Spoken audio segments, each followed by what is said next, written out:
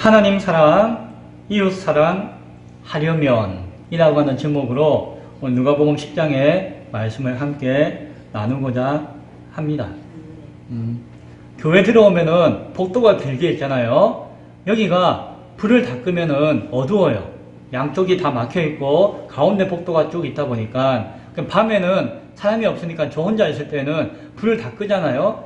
그런데 불을 다 끄고 있다가 잠깐 저 밖에 나갈 일이 있어서 나갈 때 되면은 앞이 깜깜하고 안 보여요. 그런데 이제 여기 문이 있고 또 저기 문이 있고 저기 냉장고가 있고 여기 책장이 있고 아니까 떠듬떠듬 하면서 대충 가요. 대충 가다가 이렇게 통과하고 가는데 어느 날은 날씨가 추워가지고 요 앞에 있는 문을 평소에는 열어두다가 닫았네요. 그런데 그날 밤에 새벽녘에 잠깐 볼일을 보려고 나와가지고 또한 깜깜해요. 깜깜해서 안 보여가지고 눈을 감으나 눈을 뜨나 똑같아요. 그래서 눈을 뜨고 가도 안 보이고 눈을 감고 가도 안 보이기 때문에 그냥 반쯤 뜬 듯 감은 듯 하면서 더듬거리면서 가요. 근데 여기 있는 가운데 문을 알기 때문에 띠리릭 하고 문을 열고 갔는데 저 앞에 중간에 문을 평소에 열어놓다가 막아놨잖아요. 그래서 평소처럼 털레 가다가 꽝 하고 머리를 꽝 하고 제가 문에 부딪힌 적이 한 번 있었습니다. 나무 문이라서 아프진 않았지만 혼자서 실실 웃으면서 아이고 이렇게 했던 기억이 있습니다. 그래서 그 이후에 제가 인터넷에 가가지고 전등을 샀어요. 사가지고 달아놨습니다. 사람이 지나가면은 깜깜해도 사람이 지나가면은 저절로 탁 감지해가지고 불이 쫙 펴지는 것을 전등을 몇 개 사가지고 여기 붙여놨어요. 그래서 이제 지금은 깜깜할 때 가더라도 제가 지나가면 불이 쫙 펴져가지고 보여서 이제는 두 번 다시 부딪힐 일이 없습니다. 이런 이야기 하는 거 아니, 어두우면은 눈을 떠도 안 보여요. 안 보여요. 그래서 눈을 떠나 감으나 안 보이니까는 눈을 감고 다니게 되더라고요. 그래서 예전에는 눈을 그냥 뜨지도 않고 그냥 가고 했는데 이제 지금은 불이 쫙 켜지잖아요. 그러니까 눈을 쫙 뜨고 다녀요. 그래서 불이 안 들어올 때는 눈을 감으나 뜨나 별 상관없이 그냥 쿵 부딪히기도 하고 했는데 이제 불이 들어오니까 눈을 뜨게 되는구나. 눈을 뜨고 다니니까 이제는 실수하는 일도 없고 이제는 더 분명하게 보게 되는구나 하는 생각을 잠깐 떠올려 보았습니다. 우리 모두에게 지금까지 혹시나 눈을 감아도 하나님 안 보이고 눈을 떠도 하나님 안 보여가지고 그냥 늘 감은 척, 뜬 척 하고 살았다면은 그러다 어느 순간에 쿵 하고 부딪힐 일이 있을 수 있습니다. 이제는 하나님께 예배하고 말씀 드릴 때에 불이 촥 비춰졌는 줄로 믿으시기 바랍니다. 이제 눈을 뜨세요. 눈을 번쩍 뜨고 하나님 쳐다보면은 하나님이 보일 것입니다. 그래서 이제 하나님을 볼 수 있기를 바랍니다. 오늘 성경을 보니까 예수님께서 하나님 나라의 비밀에 대해서 하나님 나라에 대해서 말씀해 주셨고 앞서 70명의 제자들을 보내실 때에도 하나님 나라가 가까웠다라고 하는 그 사실에 대해서 전해 주어라 라고 말씀하시면서 그 사명을 감당하게 하셨어요. 예수님도 하나님 나라를 위해서 말씀을 전하셨고 예수님이 보내신 제자들도 하나님 나라에 대해서 이야기를 하였습니다. 그런데 가만 생각해 보니까 하나님 나라는 누구의 나라일까요? 하나님 나라예요. 하나님 나라. 그러니까 예수님과 제자들이 하나님의 나라를 전할 때에 그 나라를 전할 때에 기준이 있는데 기준이 무엇인가 하니 하나님의 마음과 하나님의 생각과 하나님의 뜻에 맞는 그 나라를 전하는 것이 옳다는 것이. 그냥 하나님 나라를 전하는데 마치 내 생각과 내가 사는 세상과 내가 알고 있는 나라를 이야기하는 것처럼 생각해서는 안 된다는 것이죠. 예수님이 하나님 나라를 전할 때에 철저하게 무엇을 지키셨는가 하니 하나님 아버지의 뜻을 묻고 그 뜻을 붙들고 그 뜻에 순종하는 마음을 가지고 하나님 나라를 전하셨어요. 그걸 우리가 눈여겨봐야 돼요. 예수님의 생각과 예수님이 인간으로 오셔서 경험한 것과 이 땅에 있는 사람들에게 이 땅에 사는 사람들이 생각하는 것들을 그냥 쉽게 한 것이 아니라 하나님의 뜻을, 하나님의 생각을, 하나님의 마음을 묻고 그 마음에 순종하는 마음으로 하나님의 나라를 전하였고, 그리고 제자들도 그러한 마음으로 하나님의 나라를 전하기를 원하셨다라고 하는 것이죠. 그래서 오늘 성경을 읽었을 때에 21절에 이런 말씀이 있죠. 천지의 주제이신 아버지여, 이것이 뭔가 하니 하나님 나라의 비밀을 지혜롭고 슬기 있는 자들에게는 숨기시고 어린아이들에게는 나타내심을 감사하나이다 라고 기도하면서 옳습니다. 무엇이? 이렇게 된 것이 하나님 아버지의 뜻입니다 라고 이야기합니다. 세상에 똑똑하고 지혜로운 사람이 뭘 모르겠으면 다 알죠. 그런데 그 사람들은 하나님 나라를 모르게끔 숨기시고, 세상에서 가장 못 배우고 어리석은 사람 중에 하나가 어린아이들이에요. 그 어린아이들에게는 이 하나님의 나라의 비밀을 알게 하시는 것이 누구의 뜻이라고요? 하나님 아버지의 뜻인데 그 뜻대로 되어지는 것이 옳습니다 라고 이야기하는 것이에요. 우리가 생각할 때에는 많이 배우고 똑똑하고 머리가 잘 굴러가고 지혜로운 사람들이 뭔가 분명하게 아는 것이 옳다라고 생각하는데 하나님은 그렇지 않다는 것이에요. 그리고 그렇지 않게끔 역사하시는 모습을 보고 예수님은 옳습니다, 아버지가 하시는 일이 다 옳습니다 라고 찬양하는 모습을 보게 되어집니다. 사실은 여기서 지혜롭고 슬기 있는 사람이라고 하는 것은 누구를 이야기하는 거 아니? 나는 똑똑하다, 나는 다 안다, 나는 구원받았다 라고 생각하는, 스스로 선민이라고 생각하는, 스스로 구원받은 사람이라고 생각하는 교만한 자들을 의미하고 있는 것이고, 어린아이라고 지칭한 사람들은 가난하고 못 배우고 가지지 못한 유대인들 가운데서 그럼에도 불구하고 예수님을 바라보고 알고 예수님을 따르는 제자들을 이야기하는 것입니다.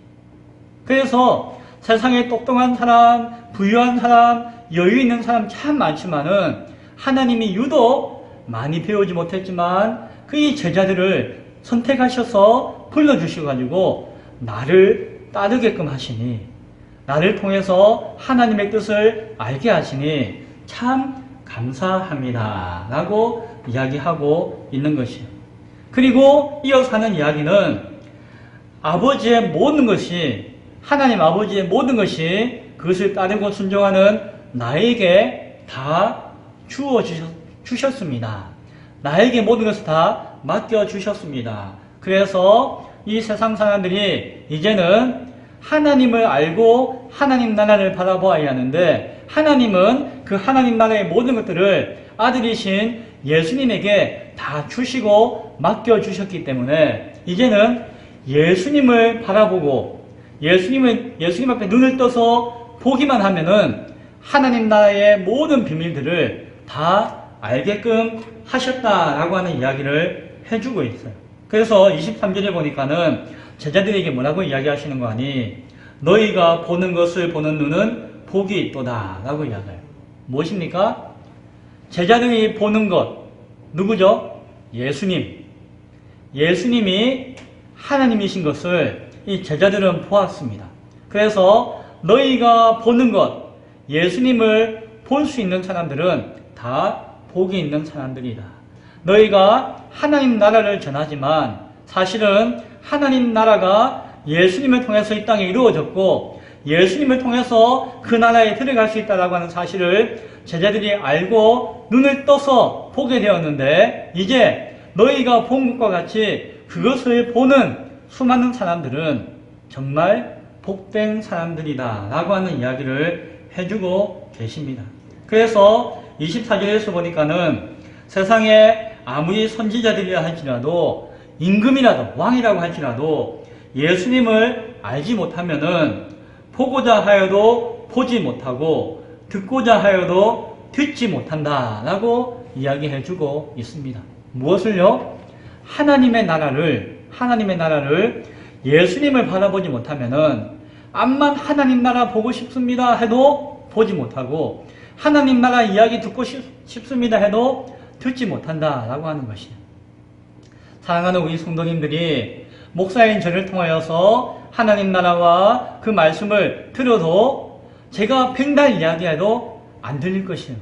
제가 아무리 보여줘도 안 보일 것입니다. 그러나 성령님께서 여러분에게 찾아오셔서 예수 그리스도를 영혼의 눈을 떠서 보게 하시면은 모든 것들이 보여질 것입니다. 저 하나님 나라가 보여질 것이에요. 성령님께서 예수님의 말씀을 귀를 열어서 듣게 하시면은 이 부족한 자의 입술을 통해서 증거되어지는 이 말씀을 통해서 하나님의 음성을 듣게 되어질 것입니다. 바라기는 여러분의 눈이 열리고 귀가 열려서 하나님 나라를 보시고 하나님의 음성을 들을 수 있기를 간절히 소원합니다. 예수 믿으면 그러한 복이 있는 것입니다. 그것이 하나님 나라의 비밀이에요. 비밀. 아무나 들을 수 없고 아무나 볼 수 없지만은 우리는 들을 수 있고 우리가 볼 수 있는 비밀이 여기에 있다라고 예수님께서는 말씀해 주시고 계십니다. 그런데 이때 이런 말씀을 예수님이 하시니까 어떤 한 율법 선생이, 율법 교사가 예수님을 찾아옵니다. 그는 나는 예수님을 이제 포하게 되었습니다. 나 예수님을 믿습니다. 이제 예수님 따르고 싶습니다. 라는 마음을 가지고 이제 예수님께 질문을 합니다. 뭐라고 질문하는가 하는 거 아니? 선생님, 제가 눈을 떠서 이제 예수님을 보게 되었습니다. 예수님을 신뢰하게 되었습니다. 이제 내가 하나님 나라를 보기 원합니다. 자, 예수님, 내가 이제 무엇을 해야지 영생을 얻겠습니까? 라고 질문을 합니다. 여기서 영생이라고 하는 것은 그 영원한 생명을 이야기하는 것이죠. 그 영원한 생명은 사실은 그 하나님 나라에 가서 얻는 영원히 하나님과 함께 사는 삶의 생명을 이야기하는 것이에요.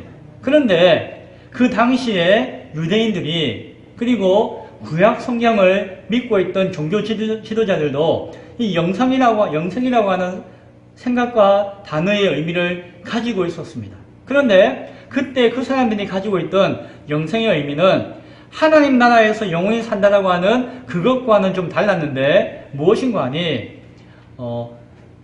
어쨌든 하나님의 구원을 받아서 영원하고 완전하고 충만한 삶을 사는 것, 그것을 영생이라고 표현했습니다.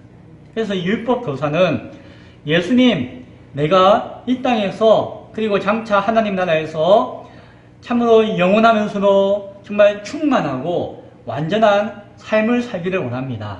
어떠한 삶이든지 그 삶을 살기를 원하는데 그러면 내가 어떻게 하면 되겠습니까?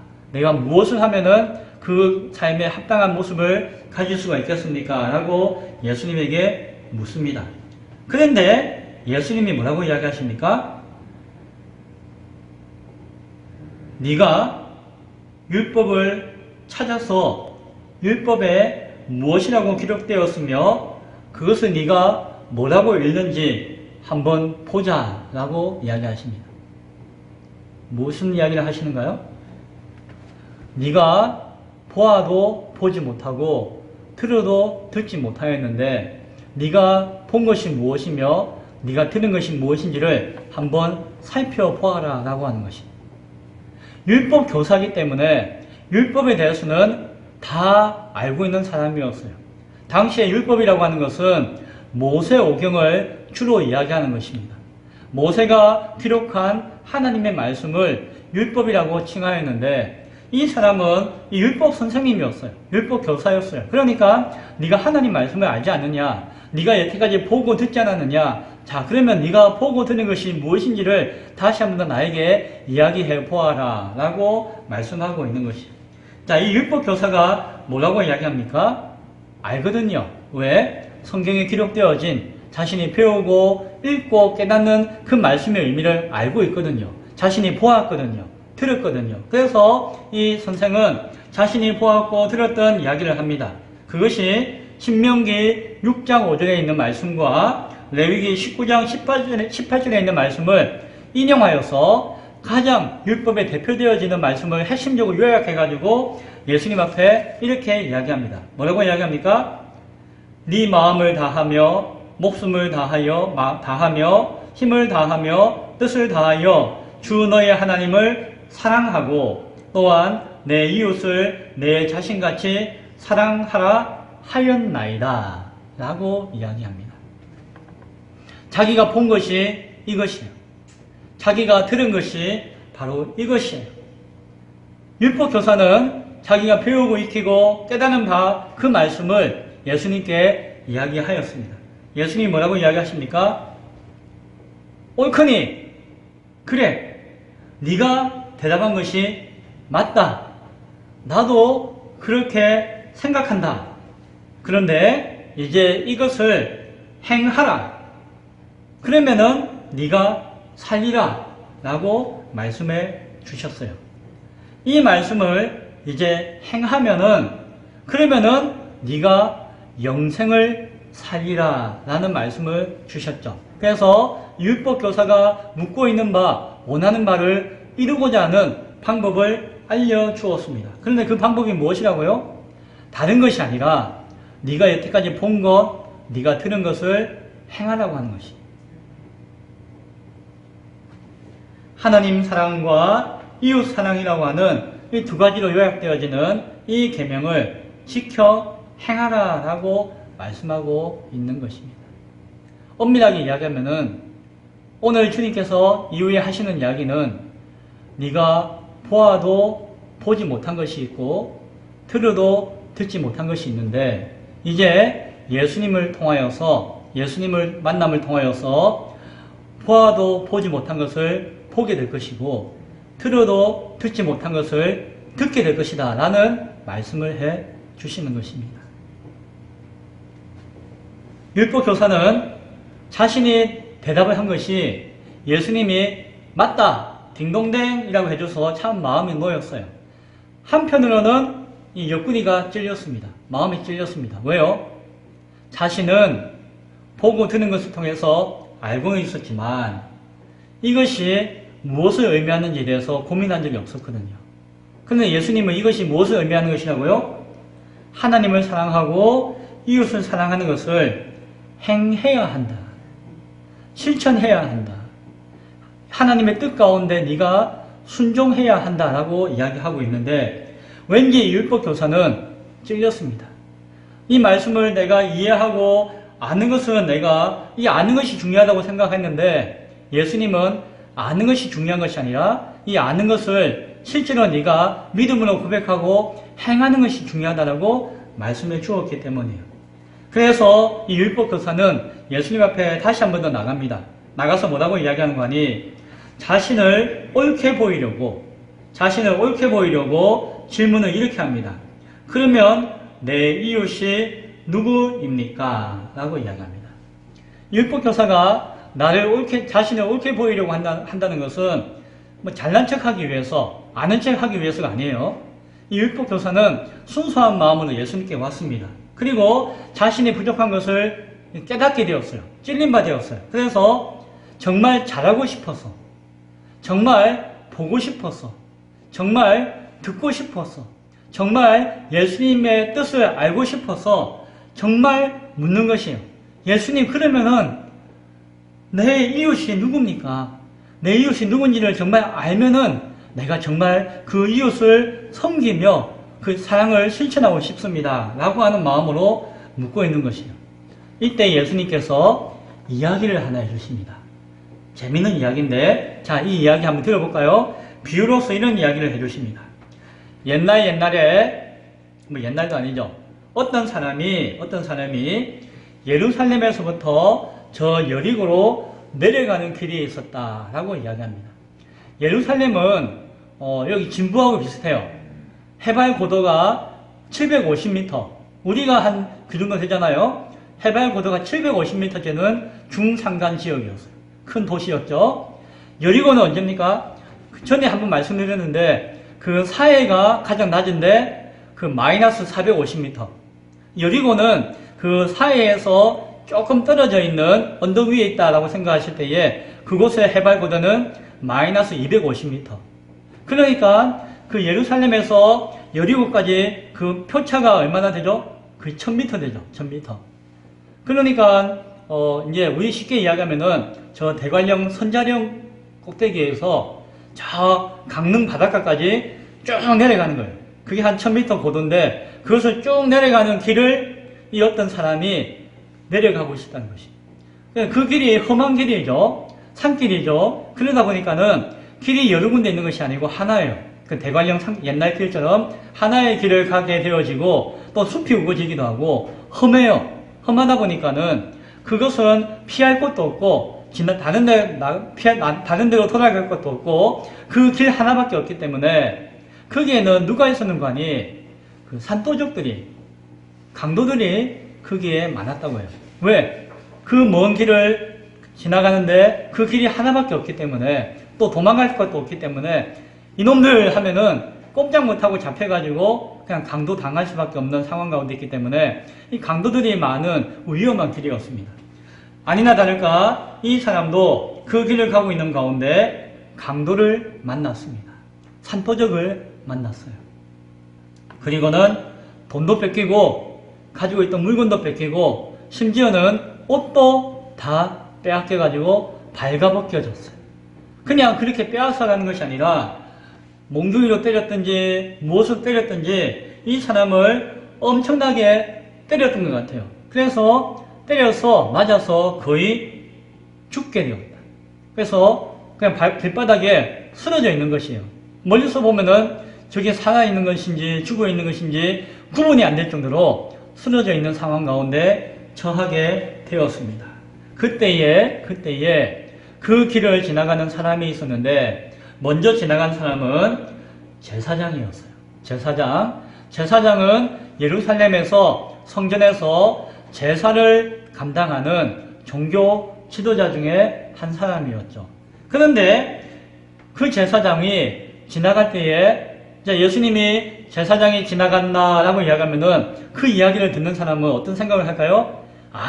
저 믿음 좋은 사람이 그 사람을 살려주겠거니 라고 생각했겠죠. 그런데 제사장이 지나갔다. 그런데 제사장은 그 사람을 피해서 삥 돌아가지고 피해서 그냥 가버렸다 라고 이야기를 합니다. 물론 제사장도 이유가 있었겠죠. 아마 그 사람이 만약에 시신이라면은 시신을 만지면은 자기가 부정해지니까 스스로 자가격리 당해가지고 꼼짝 못하면 일을 못하니까 혹시나도 죽은 사람을 만날까 싶어가지고 만질까 싶어가지고 피해갔다라고 변명하고 핑계할 수도 있었겠죠. 어쨌든 자기의 그 변명과 핑계가 있었기 때문에 제사장임에도 불구하고 그 사람을 못 본 척하고 피해서 지나가 버렸습니다. 그 다음에는 누가 지나가는 거 아니? 레위인이 그곳에 이르렀습니다. 그도 그를 보았습니다. 그러나 그를 보았지만 피해서 지나가 버렸습니다. 참 레위인도 당대에 경건하고 의로운 사람의 신분 가운데 있었지만 비슷한 이유 때문에 제사장과 같이 그 자리를 피해 그냥 지나가 버렸습니다. 세 번째 지나가는 사람이 있었습니다. 그 사람은 사마리아인이라고 하는 사람이었습니다. 사마리아인은 사마리아라고 하는 동네에 사는 사람인데 그 동네 사람들은 좀 약간 천대받는 사람들이었어요. 약간 신분이 천하다 해가지고 그냥 존경받지 못하는 그런 사람이었습니다. 그러나 그 사람은 그 길을 지날 때에 그 어려움에 처해 있던 죽어가고 있는 사람들 앞에 설 때에 피하지 않았습니다. 그리고 오늘 성경을 보니까 먼저 그 마음 가운데 불쌍히 여기는 마음을 가졌다라고 이야기합니다. 그리고 다른 사람들은 다 피해갔는데 불쌍히 여기는 마음을 가지고 그 사람 가까이에 갔다라고 이야기합니다.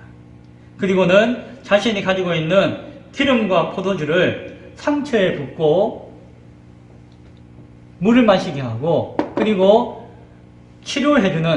정성껏 치료해주는 모습을 보여주었습니다.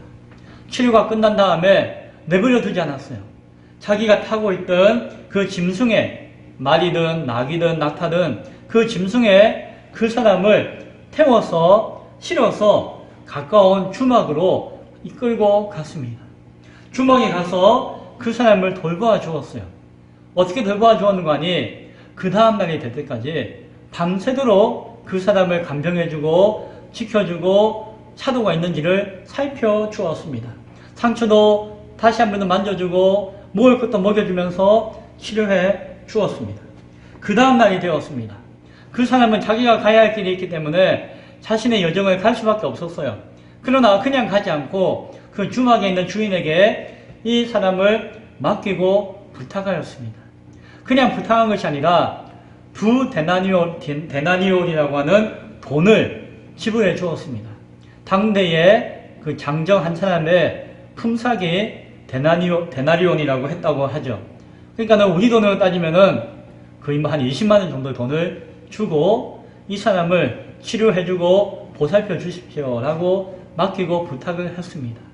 그리고 가면서 또 이야기하기를, 만약에 이 사람이 너무 아파가지고 병원에 가게 되거나 뭔가 치료비나 여비가 더 많이 들면은 나중에 내가 갔다가 볼일 보고 오는 길에 들어갔던 경비들을 다 보상해 주겠습니다.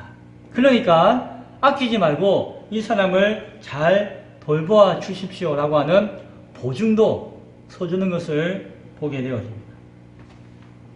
이 이야기를 예수님이 해주시면서 율법 교사에게 이야기하죠. 자, 강도 만난 사람에게 서서 누가 이웃이 되겠느냐? 누가 이웃일까요? 제사장일까요? 레위인일까요? 이 사마리아인이 참된 이웃이다 라고 이야기하고 있는 것입니다. 그리고 예수님이 이야기합니다. 율법 교사가 자비를 베푼 사람이 참된 이웃입니다 라고 대답하니까 예수님은 가서 너도 이와 같이 하라 라고 말씀하셨습니다. 교회도 마찬가지인 것 같아요. 교회도 마찬가지인 것 같아요. 말로는 하나님이 당신을 사랑하십니다. 하나님이 당신에게 복 주기를 원합니다. 라고 이야기하는데, 아멘, 맞죠? 이야기하는데, 정작, 굶어 죽어가고, 힘들어하고, 어려운 사람이었으면은, 못 본 채 하는 사람들이 교회가 있을 수가 있죠.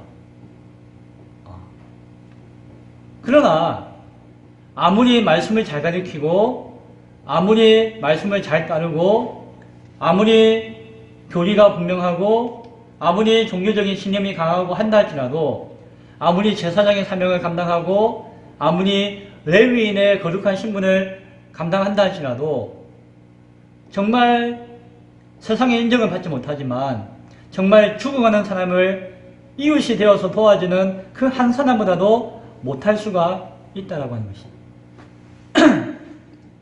교회도 그럴 수 있다는 것이죠. 우리 교회는 우리보다 어려운 사람을 돌아보고 섬겨주는 교회가 될 수 있기를 소원합니다. 우리 교회 아까님이라도 잘 해야 되겠지만, 그러나 정말 더 어렵고 힘든 사람들을 돌봐줘야 할 것이에요. 왜요? 하나님을 사랑하고 이웃을 사랑하는 것이 신앙과 율법과 복음의 핵심이라고 한다면은, 우리가 입술로 그렇게 고백한다고 한다면은 그 고백이 거짓말이 아니라고 하는 것을 정말 삶을 통해서 증거에 나타내어 줄 수가 있어야 하겠죠. 하나님께 잘 보이려고 하는 신앙, 자기가 아이고 잘했네 스스로 만족하는 신앙이 아니라 정말 이웃의 필요를 채워주고 이웃의 형편을 돌아봐주고 이웃의 어려움을 함께 해주는 그 이웃 사랑이야말로 정말 참된 이웃 사랑의 모습이다라고 하는 것을 오늘 성경은 말씀해 주고 있습니다. 그런데 오늘 또 이야기가 이어집니다. 무슨 이야기가 이어지는 거 아니? 마르다와 마리아의 이야기를 해주고 계세요. 이야기 끝나고 이건 다른 이야기 아닐까요? 글쎄요, 저는 같은 이야기로 보여지는데요. 자, 예수님이 어느 날 또한 그 예루살렘을 향해서 가는 길목에 한 마을에 들어가게 되었습니다. 그 마을에 갔더니 마르다라고 하는 여인이 예수님을 찾아와서 자기 집으로 예수님을 초대했습니다. 영접했습니다. 아주 날씬하고 말랐던 여인인 것 같아요. 마르다. 이 마르다는 예수님을 모시고 예수님을 대접하고 싶었어요. 손님이 집에 오면 어떻게 합니까? 맛있는 음식을 대접하잖아요. 그런데 자신이 사랑하는 예수님을 모셨기 때문에 예수님을 대접하려고 이 마르다는 너무너무 바쁘고 난리가 났습니다. 불고기 전골을 냄비에 불을 올리고 잡채를 볶고 무치고 야채를 다듬고 부침개도 부치고 찌개도 끓이고 장독대가 가지고 김치도 꺼내와서 막 자르고 그릇도 씻고 불도 지피고 밥상도 닦고 밥을 안 했네. 밥도 올리고 막 정신이 없어요. 왜? 예수님께 대접해 주려고 정성껏 대접해 주려고 막 정신이 없이 바쁘고 막 분주합니다.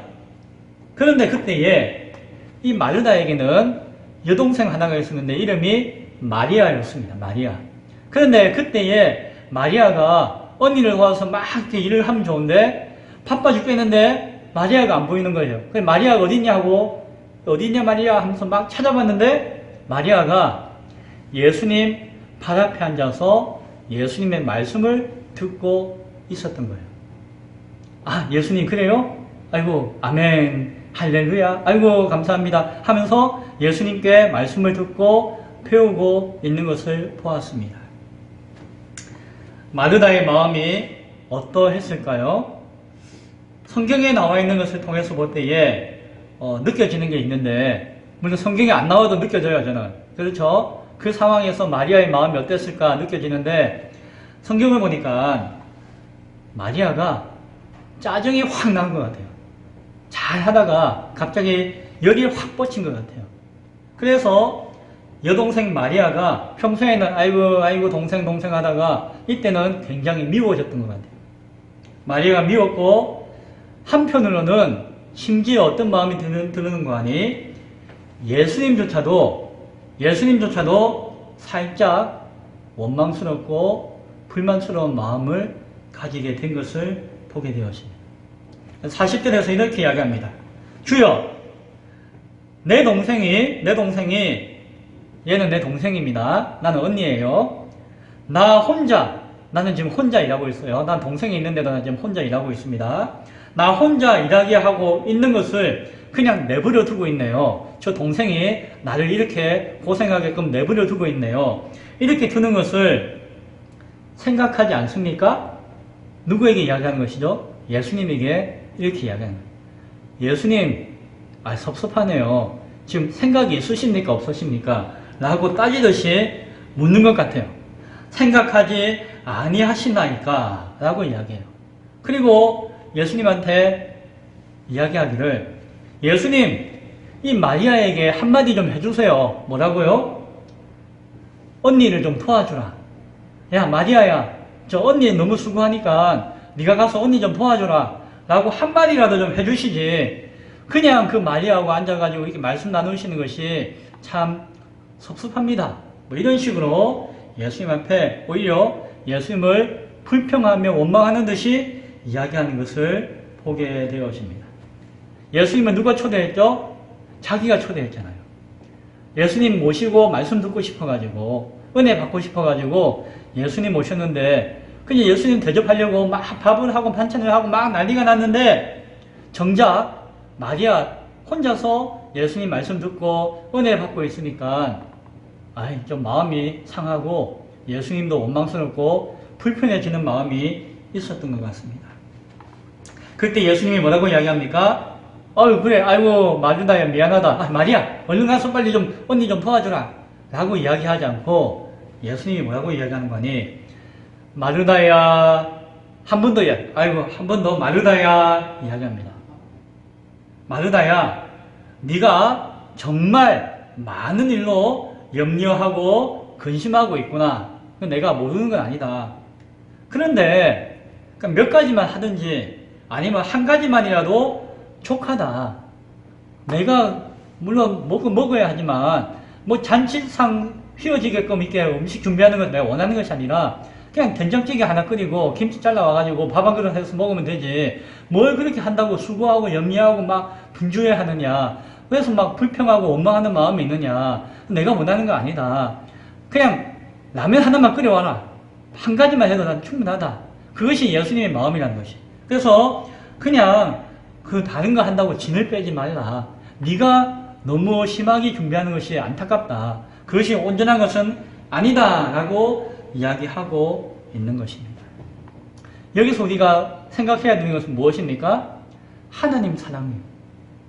하나님을 사랑한다는 것은 내가 생각하는 것, 내가 계획하는 것, 내가 마음먹은 것, 그것을 가지고 하나님을 사랑한다고 생각하는 사람들이 많다는 것이에요. 하나님 사랑하니까 내가 이렇게 예배해야지, 이렇게 헌금해야지, 이렇게 봉사해야지, 이렇게 충성해야지, 내가 이렇게 해야지, 저렇게 해야지 하면서 막 열심히 분주하게 진이 빠지도록 하나님 사랑하는 것을 막 나타내려고 하는 사람이 있다는 것이에요. 그러나 정작 주님이 원하시는 것은 무엇이라고요? 정말 진실한 마음이라면은 그 진실한 마음 가운데 하나만 있어도 나는 그냥 그걸로 영광 받으신다는 거예요. 네가 평소에는 예배 시간에 누워있고 잠자고 엎드려 있더만은 남들 다 추워서 예배도 못 오는데 너는 어렵게 힘들게 예배에 참석했구나. 아이고 그 하나만 봐도 참 기특하다 라고 생각할 수도 있는 것이에요. 그냥 참 물이 안 나와서 어려운데 밥도 잘 하기 어려운데 그래도 아랑곳하지 않고 교회 나와 앉아있구나. 아유 참 기특하다. 그걸로도 하나님은 영광 받으실 수가 있다는 것이.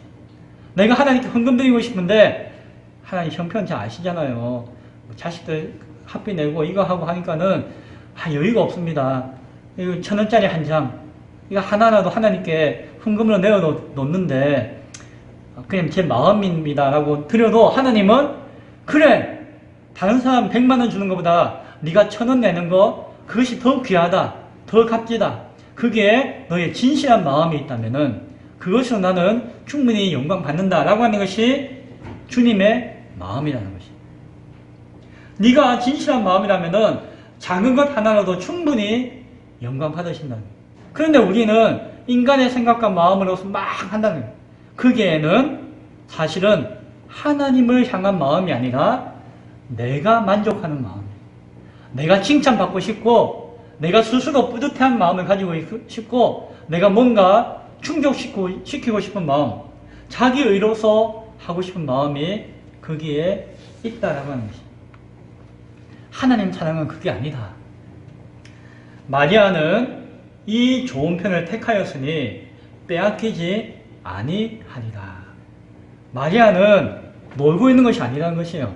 마리아는 그냥 뒹굴뒹굴 하고 있는 것이 아니라 마리아는 지금 예수님의 말씀을 듣는 것이 너무 귀하고 말씀을 듣는 것을 사모하여서 놓치고 싶지 않다는 것이에요. 말씀을 배우는 것도 일이라고 하는 것이에요. 단순히 돈을 많이 벌어야지 일이라고 생각하는 사람이 있어요. 그러나 세상에는 돈을 못 벌어도 하나님 보시기에 귀한 일이 있을 수가 있습니다. 누군가는 막 이렇게 해가지고 돈을 많이 벌면 큰일을 하는 것 같지만 어떤 사람은 평생 막 해도 돈이 얼마 안 돼요. 돈도 안 되는 일이에요. 그러나 그것이 하나님 보시기에는 더 값진 일일 수도 있다는 것을 우리는 기억해야 되는 것이죠. 세상의 가치로서 우리는 일을 바라보지만 하나님은 하나님의 시각으로 눈으로 우리의 일을 바라보고 계시다는 것이죠. 마리아가 지금 하나님 말씀을 배우고 익히는 일을 하고 있다는 것이죠. 그것이 귀한 것이고 그것이 좋은 것이고 마리아는 그것을 택하였고 빼앗기지 않을 것이다 라고 말씀을 하고 있는 것입니다. 하나님을 사랑한다라고 하는 것은 하나님을 위해서 내 뜻으로 내가 무엇을 한다고 하는 것이 아니라 하나님이 원하시는 것을 하는 것이, 하나님의 뜻을 먼저 알고 하는 것이. 내가 부모에게 효단한다고 해서 부모가 원하는 것이 뭔지 묻지도 않고 부모님이 말씀하시는 걸 듣지도 않고 자기가 알아서 다 한다고 하는 것이 효도하는 것이 아니다라고 하는 것이야. 하나님 나라의 비밀이 여기에 있는 것 같아요. 눈을 열고 하나님 나라의 비밀을 바라볼 수 있기를 바랍니다. 예수님을 눈을 뜰 때에 보이는 것이고 예수님께 귀를 열 때 들리는 것이에요.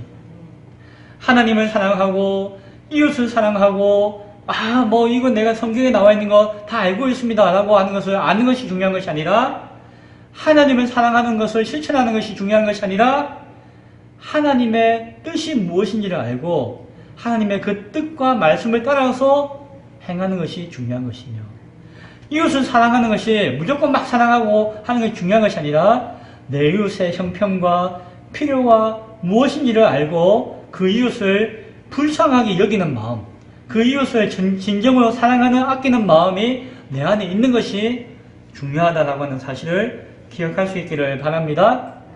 말씀을 맺습니다.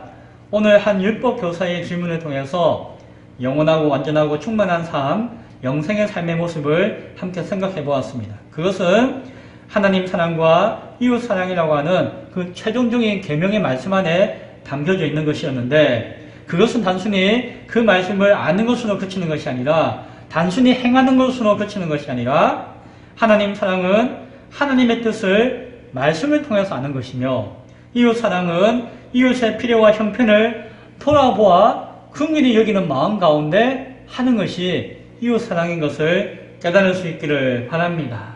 오늘 우리 교회가 하나님을 사랑하고 이웃을 사랑함으로 말미암아 그 말씀의 뜻을 온전히 드러내며 증거할 때에 하나님 나라의 놀라운 비밀이 우리 이웃 가운데 열려지게 되어질 것입니다. 내가 본다고 해서 보는 것이 아니고 내가 듣는다고 해서 듣는 것이 아니라 정말 하나님의 말씀 가운데서 진정한 것을 보고 진정한 것을 들을 때에 예수님을 통해서 우리가 그 깨달음을 얻을 때에 참된 사명자로서 살아갈 수 있음을 기억할 수 있기를 바랍니다. 그 비밀의 복음 속에서 하나님을 사랑하고 이웃을 사랑하면서 하나님의 귀한 사명자로서 일꾼으로서 열심히 살아갈 수 있는 우리 교회가 될 수 있기를, 우리 모두가 될 수 있기를 간절히 축원드립니다. 기도하겠습니다.